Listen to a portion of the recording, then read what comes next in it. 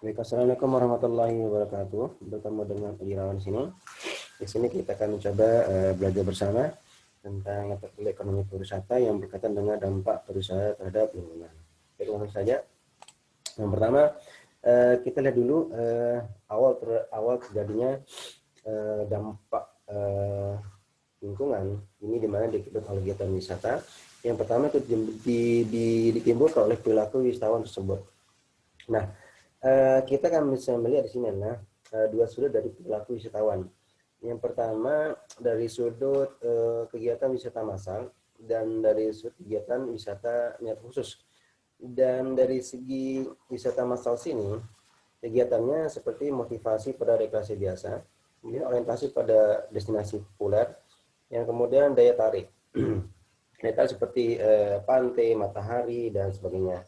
Nah, di wisatawan massal yang kita lihat perilaku wisata biasanya seperti motivasi pada rekreasi biasa, seperti biasa hari libur.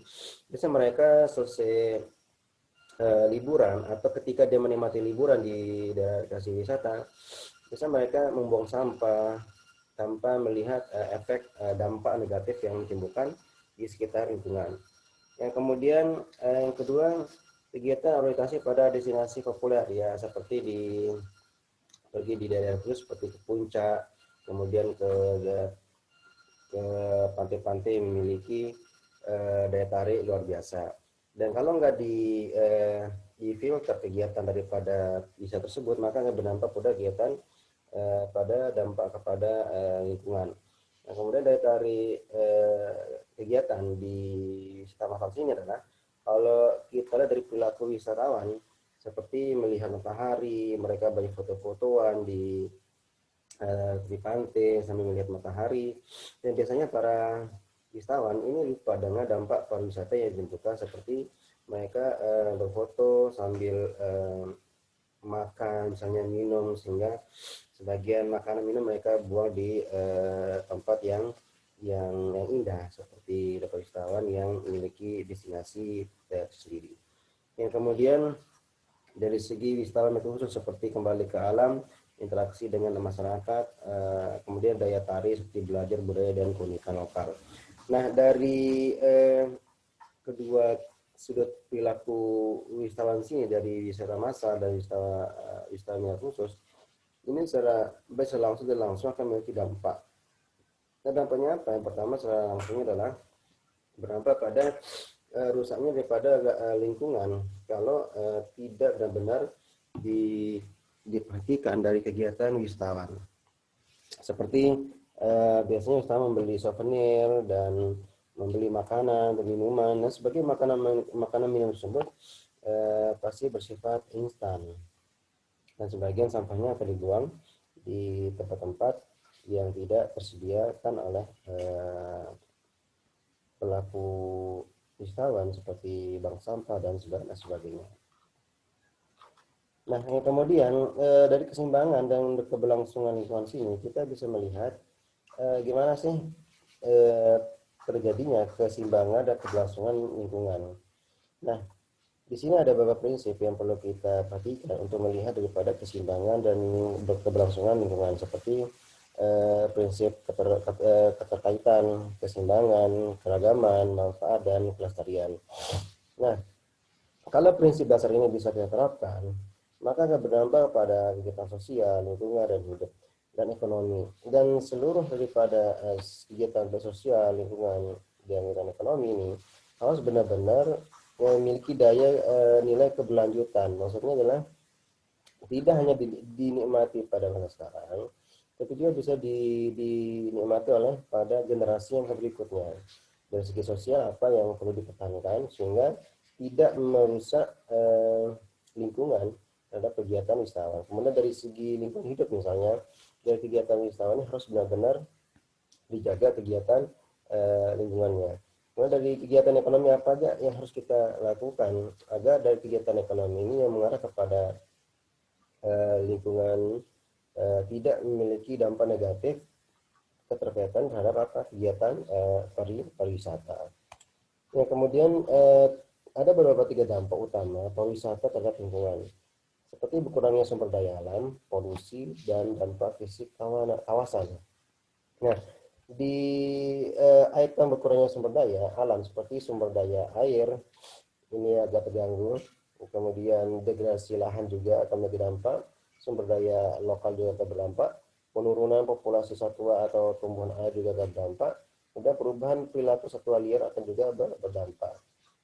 Dari polusi juga akan berdampak pun terhadap kegiatan pariwisata, khususnya para pendatang baru ingin membawa banyak kendaraan ya, apalagi para pelancong-pelancong yang datang ke daerah tertentu yang dimana daerah tersebut ya kurang dimasuki oleh kendaraan. Artinya daerah tersebut benar-benar alami. Tapi ketika ada kegiatan pariwisata, banyak tamu-tamu yang pakai mobil, kendaraan khusus misalnya, maka akan secara langsung akan mengarah kepada kurangnya polusi, baik polusi udara dan suara. Kemudian polusi air dan tanah, sampah juga begitu. Kemudian limbah juga mengalami.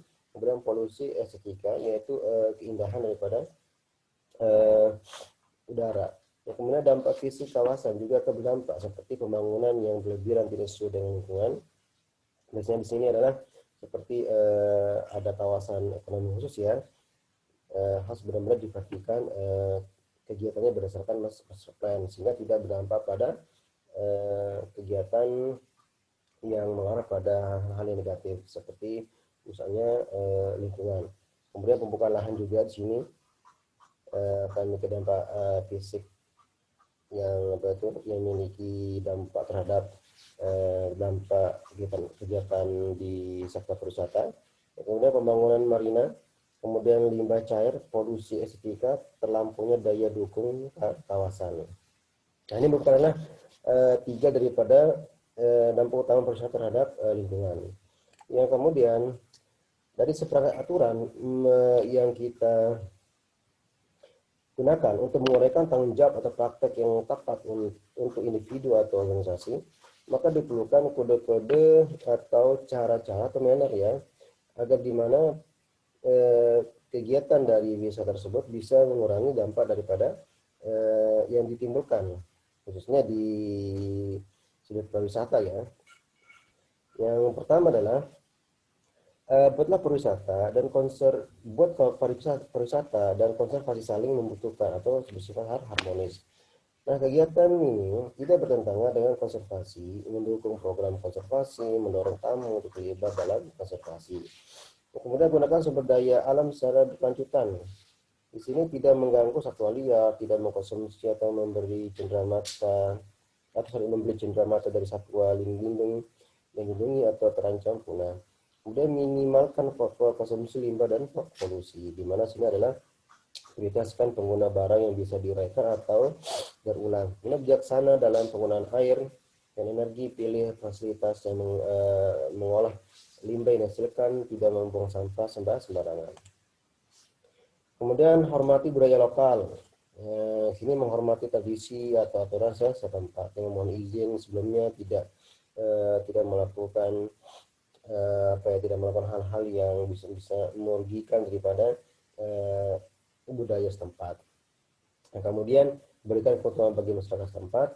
Kemudian buatlah perjalanan sebagai kesempatan untuk belajar. Di sini biasanya wisatawan ya belajar untuk berkunjung, bukan hanya pergi melancong saja, tapi di sisi lain harus mengambil kesempatan untuk belajar. Kemudian jagalah keselamatan, ikuti prosedur keselamatan Anda, kemudian dirilah staf dan karyawan. Kemudian minimalisasi dampak sini perlu kita perhatikan adalah bagaimana cara minimalisasi dampak. Yang pertama adalah buatlah media informasi dan integrasi bagi wisatawan, kemudian membuat peraturan bagi wisatawan, kemudian berperan aktif dan menjadi contoh bagi wisatawan dalam mengelola lingkungan, memiliki dasar pengetahuan lingkungan dan budaya. Nah, semuanya ini adalah harus memiliki harus diberikan oleh namanya pemandu ekowisata. Ini bukan artinya di sini merupakan peran-peran daripada pemandu ekowisata. Baik, itu penjelasan dari saya. Semoga bisa dipahami. Tugasnya silakan dikerjakan, bisa dikumpulkan minggu depan. Sehari pertemuan kali ini. Dan ucapkan alhamdulillah. Assalamualaikum warahmatullahi wabarakatuh.